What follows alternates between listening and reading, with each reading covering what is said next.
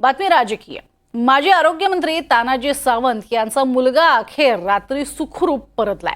मुलगा न सांगताच गेल्यावर तानाजी सावंतांनी मुख्यमंत्री, उपमुख्यमंत्री, केंद्रीय मंत्री मुरलीधर मोहोळ या सगळ्यांना फोन लावून यंत्रणा कामाला लावली होती। तानाजी सावंत यांचा मुलगा त्याच्या 2 मित्रांसोबत बँकॉकला निघाला होता अशी माहिती मिळाली।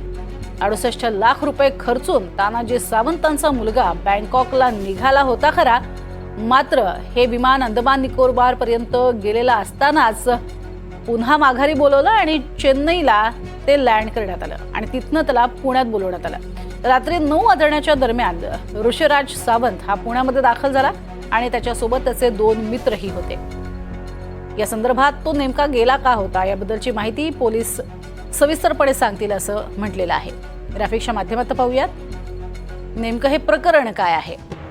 ऋषिराज सावंत हा माजी आरोग्यमंत्री तानाजी सावंतांचा मुलगा आहे। सावंतांच्या संस्थेच्या संबंधित व्यक्तीने सिंहगड पोलीस स्टेशनमध्ये तक्रार दिली।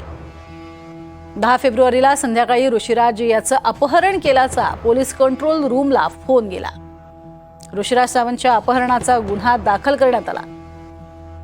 ड्रायव्हरने ऋषिराजला पुणे विमानतळावरती सोडल्याची माहिती ऋषिराजच्या घरच्यांना दिली। तर ऋषिराज सावंत त्याच्या 2 मित्रांसोबत परदेशात निघाला होता। एका खासगी कंपनीचं विमान भाड्यानं घेऊन बँकॉकचं त्यानं बुकिंग केलं होतं। कारनं पुणे विमानतळ गाठत बँकॉकला जाण्याचा प्लॅनही केला होता। संध्याकाळी 4:30 वाजता खासगी विमानानं बँकॉकच्या दिशेनं त्यानं प्रस्थानही ठेवलं। विमानतळ आणि परिसरातील सीसीटीव्ही चित्रीकरण तपासण्यात आलं। बँकॉककडे निघालेलं खासगी विमान अंदमान निकोबार पर्यंत गेलं होतं। मात्र केंद्रीय मंत्री मुरलीधर मोहोळ यांच्या मदतीनं सावंतांनी मुलाचं खासगी विमान परत बोलावलं। खासगी विमान विशाखापट्टणममध्ये उतरवलं आणि तिथनं पुन्हा पुण्यात आणण्यात आलं। रात्री 9 वाजण्याच्या सुमारास ऋषिराज सावंत पुण्यामध्ये दाखल झाला आणि त्याच्या 2 मित्रांसोबत सुखरूपपणे तो पुण्यात आला।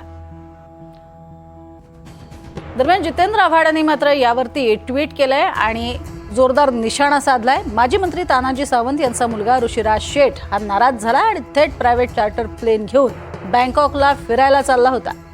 इकडे माननीय माजी मंत्री यांनी किडनॅपिंगची केस दाखल केली आणि ते प्लेन चेन्नई इथे उतरवण्यात आल्याची प्राथमिक माहिती मिळतेय। बरं, काही दिवसांपूर्वीच मंत्रिपद न मिळाल्यानं माननीय तानाजी सावंत साहेब अशाच प्रकारे नागपूरच्या अधिवेशनातनं नाराज होऊन बॅगा भरून निघून गेले होते बरं का, असं म्हणत जितेंद्र आव्हाड यांनी जोरदार टीका केली आहे। या संपूर्ण प्रकरणावरती बोचरं ट्विट केलंय।